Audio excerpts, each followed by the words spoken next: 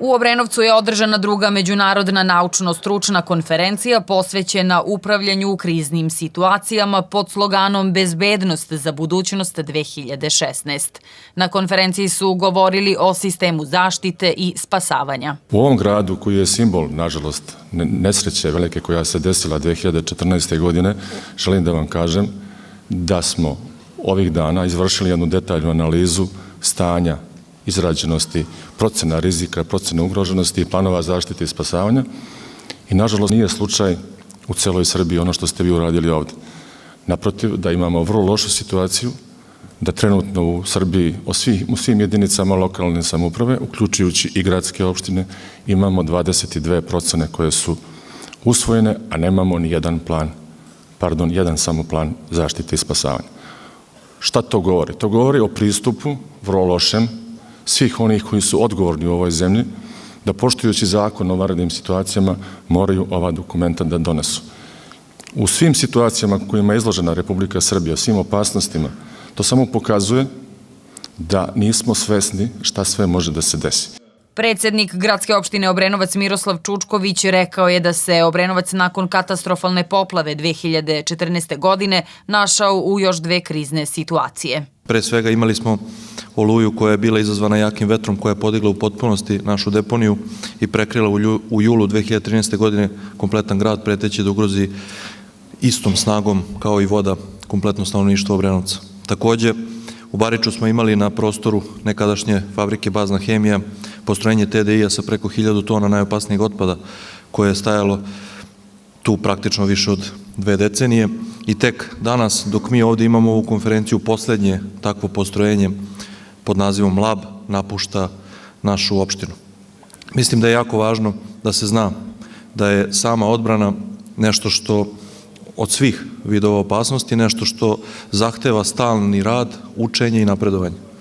Non stop, dok smo imali period obnove, u mojoj glavi je odzvanjala situacija iz Češke, situacija iz Poljske, koji su imali posle katastrofalnih poplava 1997. istu, ako ne i goru situaciju, samo nekoliko godina posle toga.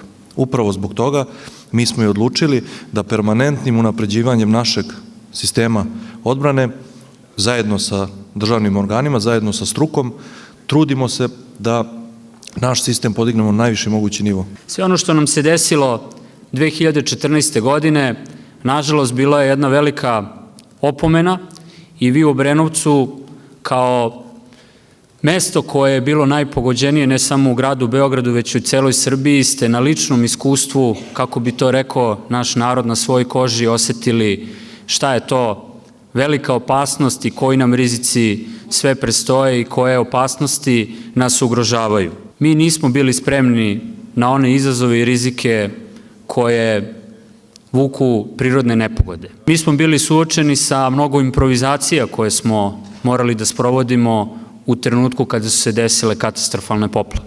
Moram da istaknem da je gradska opština Obrenovac bila jedna od retkih opština koja je išla unapred i mnogo toga uradila po pitanju pripreme za elementarne nepogode.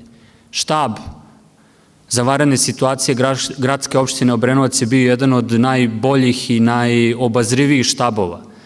I u svim tim nekim pripremama, uglavnom vezane za zimsku situaciju, odnosno nepogode koje se tiču snega, snežnih padavina, Obrenovac je imao najjasniji plan, strategiju i u toj meri je bio najpripremljeniji u smislu mera koje treba preduzeti ako dođe do neke elementarne nepogode. Nakon 2 godine situacija je znatno bolja. Između ostalog započet je projekat u vezi sa uzbunjivanjem. Mi danas imamo procenu rizika i ugroženosti koju smo doneli i koju je sektor za vanredne situacije ocenio sa prelaznom ocenom, odnosno dobili smo saglasnost za takvu jednu procenu. Plan zaštite i spasavanja je takođe pred sektorom i mi očekujemo da ćemo u narednih mesec dana i taj plan imati završen. Znači, to su 2 ključna dokumenta koje grad Beograd nije imao donete, a mi smo ih doneli u ovom periodu od godinu dana koji su iza nas. Film o poplavi urađen u produkciji televizije MAG prikazan je na ovoj konferenciji. Nakon njega prisutnima se obratio direktor javno-komunalnog preduzeća Obrenovac Zoran Lapčević, koji je operativno vodio snage zaštite i spasavanja tokom 2014. godine. Poplava iz 2014. je direktna posljedica globalnih klimatskih promjena. Njen neposredan uzrok su izuzetno velike padavine, nekarakteristične za ovo područje, koje su u sklopu sa reljefom sliva reke Kolubare stvorile bujični talas velike snage i domašaja.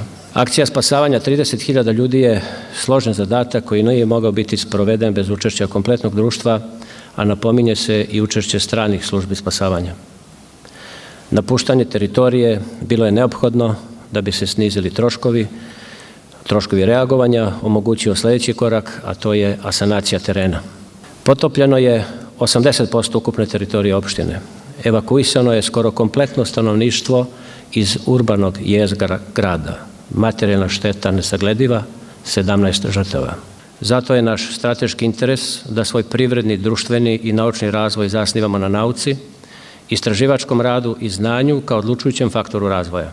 Direktor Republičkog hidrometeorološkog zavoda istakao je dobru saradnju sa okolnim zemljama i dodao da Srbija podiže nivo svesti o preventivnim merama koje dovode do zaštite kod kriznih situacija. Veoma je pozitivno da je opština Obrenovac organizator i predsjednik opštine ovakve jedne naučno-stručne konferencije.